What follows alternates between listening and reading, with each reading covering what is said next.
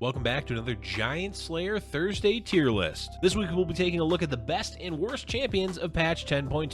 The meta has taken shape as fairly diverse and a relatively well-regarded one, and our expert analysts are here to break it down for you. But before we begin, please be sure to follow Giant Slayer TV on YouTube, and via our social media links, check out our upcoming TFT tournaments and our amazing cast, all of which can be found in the video description. Now, without further ado, let's dive into the patch 10.2 champion tier list. Straight to the top of S tier, we find our hyper carries, frontline fortresses, and CC powerhouses that players build their comps around. This patch, our S tier champions include Singed, Nami, Taric, Kha'Zix, Lux, Amumu, Olaf, Twitch, and Sion. Starting us off is Singed, who has held down a top tier slot for essentially all of set 2. He brings tankiness, CC immunity, and heaps of damage with Morello, not to mention spreading poison to the entire team. Poison is very strong in this meta, and Singed is seeing a lot of play because of it. Next is Nami, who reigns as the CC queen despite damage nerfs in the previous patch. She is without a doubt the best of the Mystics, which are a perpetual meta staple at 2 and 4 Mystic is definitely seeing play in sub-lobbies this patch due to the popularity of Ocean Mage, Summoners, and Kindred comps. Taric occupies the top tier thanks to his ability to turn fights in almost any comp or game state at level 2 and is especially well suited in the current meta thanks to the strength of Rangers and his shared crystal synergy with Ashe. Continuing on with Kha'Zix, who has benefited immensely from the assassin buff and the strength of his desert tag as a warden counter in the current meta. He has become the hard carry in some comps with the redesigned QSS lending to his evasive mechanics and creating a bursty, hard to hit execution machine. Lux is on top with her ability to pop off and delete entire teams with her resets and the right items. She also enables incredibly powerful synergies with the right tags, although hitting the perfect Lux can be a rare occurrence in most games. Amumu is the most represented frontliner in the game thanks to his immense CC power and playability at level 1. There are very few 1-star unitemized units that can hit the board as easily and effectively as Amumu, and in the right comp,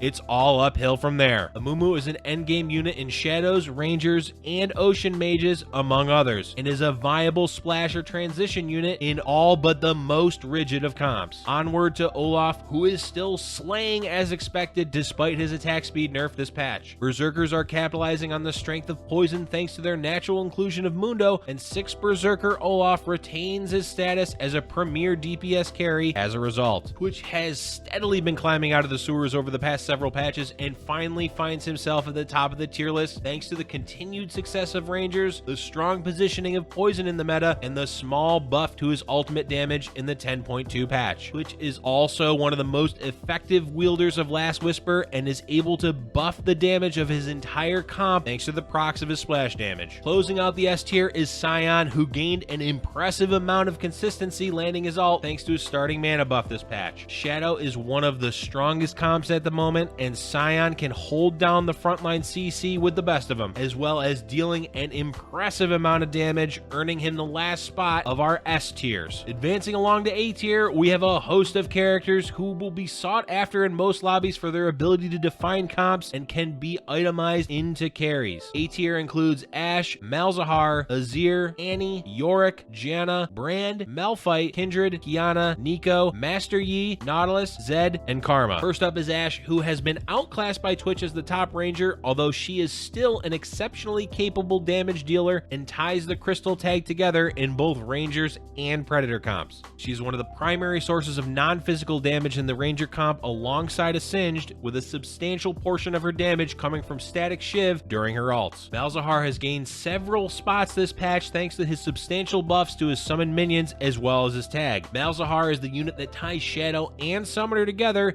in the top tier comp that you are sure to find in almost every single lobby right now. Speaking of tying comps together, Azir is the key to combining Summoner Assassin thanks to the desert tag that he shares with Kha'Zix. Azir also packs an impressive amount of damage at level 2 despite not requiring any item commitment. Annie has become a staple in several comps for several different reasons, but mainly because 2-star Stibbers has been slapping since 10.1. Annie is one of the best summoners in the game, capable of dealing dealing and tanking sizable amounts of damage, and has the ability and utility of tying Inferno 3 together in many Shadow and Mage lineups. Yorick dig graves, then his ghouls put your opponents in them, then you win. Yorick is on the short list of champions who have received a staggering number of nerfs and balance changes, but still see play. Lights and summoners are both reasonably strong this patch, and despite the recent nerfs again, Yorick is still a staple frontline in several comps. Breezing along, we find our way to Janna, who has the unique ability to defend against physical damage with her Cloud trait, magic damage with her Mystic trait, and is exceptional against melee attackers like Berserkers and Assassins thanks to her ult. Janna is a defensive Swiss Army knife who can find her way into a variety of comps for a variety of reasons. Bring on the Brand. He is the perennial damage dealer in Ocean Mages, the comp that always finds a way. Nerfs to Sivir and friends have opened up a space for squishy backliners to re-enter the meta in a big way, and unsurprisingly, Brand is at the top of the list, shooting flames and winning games. Moving on to Malphite, a textbook Warden frontline unit. Tanky, keeps the CC, reasonably playable 1-star for a while when you first get him. Malphite is basically budget Amumu. At 4/5 the power and cost, he shines in all the same ways and hits the board slightly earlier in the game. Kindred is the third Shadow unit that completes the classic Shadow trifecta along with Scion and Malzahar. It is no surprise that she is back this patch thanks to all the Shadow buffs, as well as a bug fix to help her benefit from Jeweled Gauntlet properly. Although Qiyana has seen some damage and stun duration nerfs, her targeting intelligence is still among the best in the game. Her rating has fallen slightly since she is not quite as splashable in the mid game as she once was, but with Assassins back in vogue and the potential for additional synergy tags on the right map, Qiyana maintains a respectable power level this patch. Next is Neeko, who is uniquely in A tier as the only early game exclusive unit. While she may never be part of your late game, her recent buffs were substantial and brought Woodland Druid openers back in full force. As an early Neeko 2 can lead to a game-defining win streak, just know your exit strategy, because Neeko will fall off sharply. With the return of Shadow and several recent buffs, Master Yi is definitely an inclusion in A tier. Despite his massive power level, Master Yi is often not part of the winning Shadow strategies since the comp plays aggressively and takes shape early. In games with heavy mage lobbies, Shadow players will often pivot into Master Yi plus Mystics during the late game to bring damage, survivability, and ties these tags together exceptionally well. Next on the list is Nautilus, and in continuing with our nested Wardens, we'll go ahead and call him 3/4 of a Malphite. His CC is single target, on par with most of the characters at his cost, but the Ocean tag is used to great effect as a 2-piece in many comps or a 4-piece in Ocean Mage. With such a powerful Warden at every cost, it's no wonder. What is Zed?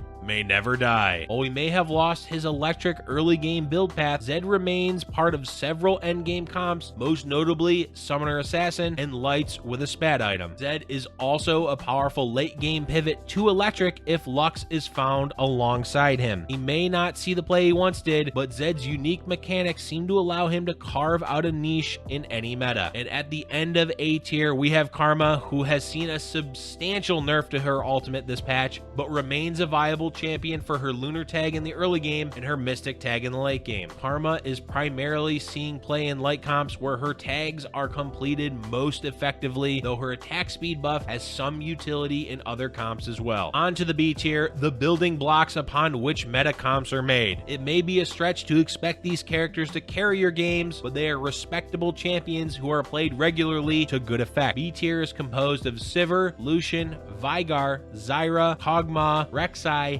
Nasus, Thresh, Volibear, Yasuo, Soraka, Maokai, Ivern, Varus, Renekton, Talia, Dr. Mundo, Vayne, Jax, and Leona. Oh, how the mighty have fallen. Sivir has slid from S tier all the way down to B. While she is not out of the meta, her new role is more to do with supporting desert comps than actually carrying the game. Lucian and Senna seem to have drifted apart in 10.2, with light comps playing Lucian as a damage dealer with decent results, and Shadow Shadow comps not finding much use for Senna. Veigar saw some damage buffs this patch, but he still isn't a choice Shadow unit for any of the standard builds. 6 Mage has also not taken off since Brand Ocean seems to be the stronger comp. Zyra has been a respectable unit in summoners lately. She is most often used as an Annie placeholder with the potential to get lucky and find a 3-star Zyra and keep her in the late game. Hogma is doing his best to keep Predator poison comps in the meta, wielding as many Luden's Echoes as he can get. The comp is not what it once was, but there's still something there. Regarding Rek'Sai, she is a reasonably strong character with true damage capabilities and tankiness thanks to the steel trait. Unfortunately, Nocturne is in the shadows of the meta, and while the pair still see some play in Predators, Steel Lux is needed to really shine. Next, Nasus is a respectable early game warden and an easy include in light comp. He doesn't scale exceptionally well, but is a solid champion nonetheless. Thresh is a staple in both Ocean and Warden comps, though he only reaches the end game in comps where his Ocean tag is required. Barely hanging on to relevancy is Volibear, who brings respectable damage and Glacial Splash to the table in Berserkers, but rarely gets to proc Electric these days. Yasuo is a solid champion with the Cloud tag and a targeted CC at a 2 cost who happens to see minimal play after the Blademaster nerf. Soraka is one of the best light units, and her Silent and Shared Mystic tag are vital to the comp's success. She is also one of the best choices to bring in Mystics to other comps when adapting to heavy mage lobbies. Next up is the pair of Druids, Maokai and Ivern, who are respectable units in their own right with the Druid Woodland tag online, but are largely there to enable Nico to carry the early game. Varus is Kindred's boyfriend, and you can find him doing alright in many of her comps. Ready for Renekton? The lowest cost Berserker is seeing healthy amounts of play to complete the Berserker 6 tag and enable Desert in several applications. Talia is one of the best mages thanks to her CC capabilities. Unfortunately, she doesn't make the cut in most comps, but she is viable early to mid game and occasionally brings her powerful mountain tag online. I suppose B tier is where Mundo pleases, as he is settled in as a middling unit. He sees a fair amount of play as a Berserker and a poison unit, but doesn't contribute a ton beyond his tags and is outshined by Singed in most of their comps. Vayne is in a very strange place. She is perhaps the strongest she has been in set 2, but sees play only primarily as a placeholder for a higher cost ranger or a Lucian in the light comp. That said,